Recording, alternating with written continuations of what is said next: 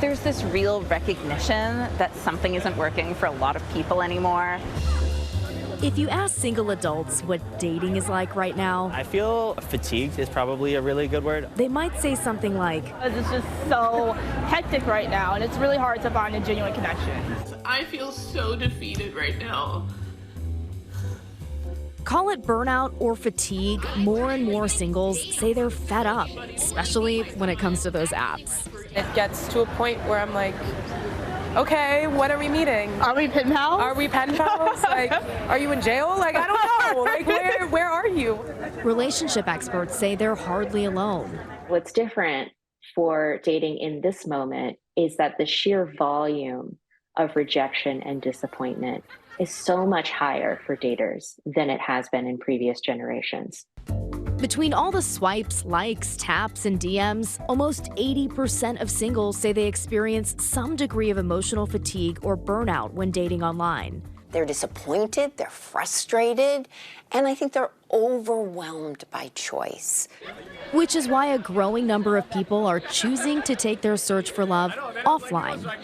Singles and dating events are seeing a 42% boost in attendance, including the comeback of speed dating events and potential meet cutes at run clubs. Last time there were 30 people there, and look how many people there are now.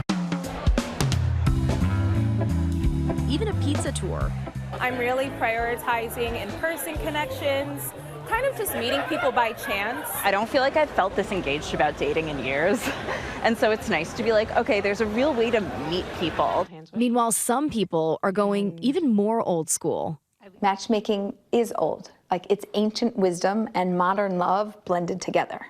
I'm Seema Taparia. I'm Mumbai's top matchmaker. Shows like Indian matchmaking and Jewish matchmaking reflecting a renaissance in the ancient art of matchmaking. And are we getting anything right about love?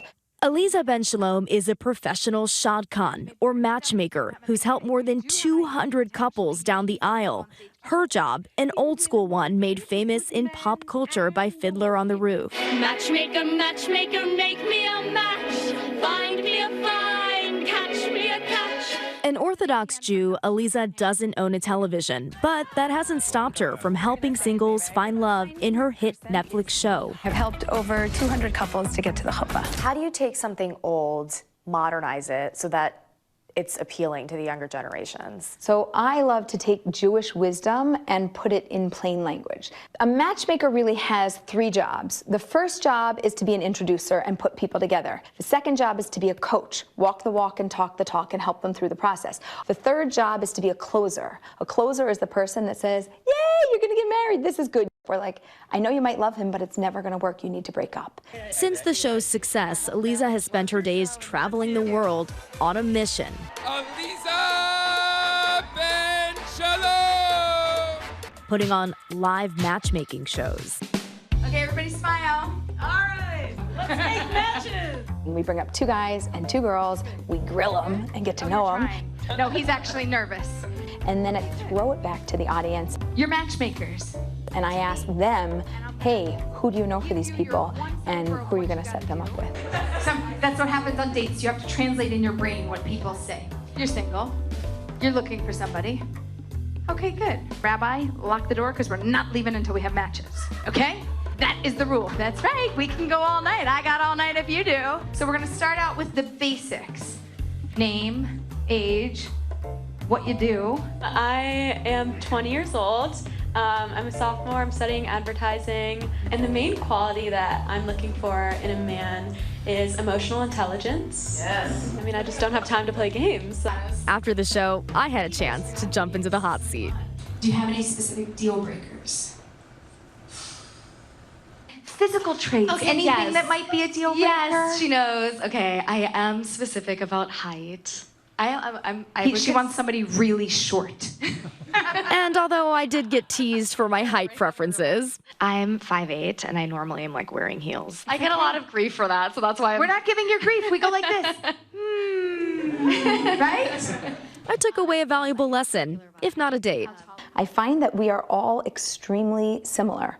We love our communities, we love our families, and I think that we have many more similarities than we do differences. I watched Indian matchmaking before we got into Jewish matchmaking, and I was like, oh my gosh, it's the same. Hi, I'm Seema Mami. I'm a matchmaker for many families. Netflix's Indian matchmaking features Seema Auntie. How are you? How are you? Nice to meet you.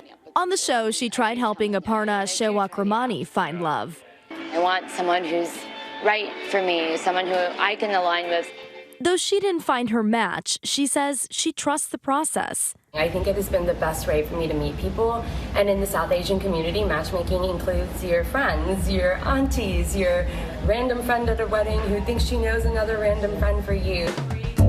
In the matchmaking world, it seems there is something for everyone. At this conference in New York City, more than 100 matchmakers are here to learn how to help clients find their perfect match. You have a primary love language, but you can be bilingual in your love languages. One of the things that's different between matchmakers today and matchmakers a long time ago is that matchmakers today know the science of relationships, and they know what's important to long-term happy relationships. Jada Harmon has been looking for that special someone over the past year. I love someone who is ambitious, has goals for themselves, has hobbies. Lately, she's shifted her strategy. I am going on a first date with someone that I met in person, and I'm actually feeling pretty excited. As singles like Jada continue their search for love IRL, the major dating apps are experimenting with artificial intelligence. Bumble founder Whitney Wolfe Herd talked about that on Bloomberg TV. And then you don't have to talk to 600 people. It will go scan all of San Francisco for you and say, these are the 3 people you really ought to meet. And so, that's the power of AI. But some relationship experts are skeptical for now. No robot is going to be able to tell me who I'm attracted to. There's absolutely no way that they're going to know whether I like that person's smell. There's no way that they're going to know if I like that person's brain. There's no way that they're going to be able to predict whether or not that's going to be a lasting connection for me. In search of that lasting connection, matchmaking services and platforms like Talkify say they're taking a best of both worlds approach. Finding a match can potentially be a needle in a haystack kind of story.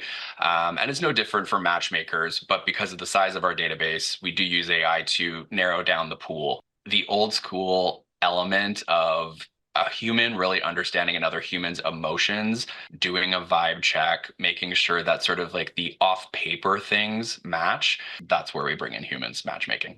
Whether it's working with a matchmaker, going to that speed dating event, or giving the apps one last try, experts say there's something to be gained in the journey, not just the destination. Dating can be this process of self-discovery as well. And for some, that might mean ultimately choosing to be on their own. I think there's been a big cultural shift, and people recognize that there is something to be said for a happy single person. Jada agrees. She says her time alone makes her appreciate the good dates.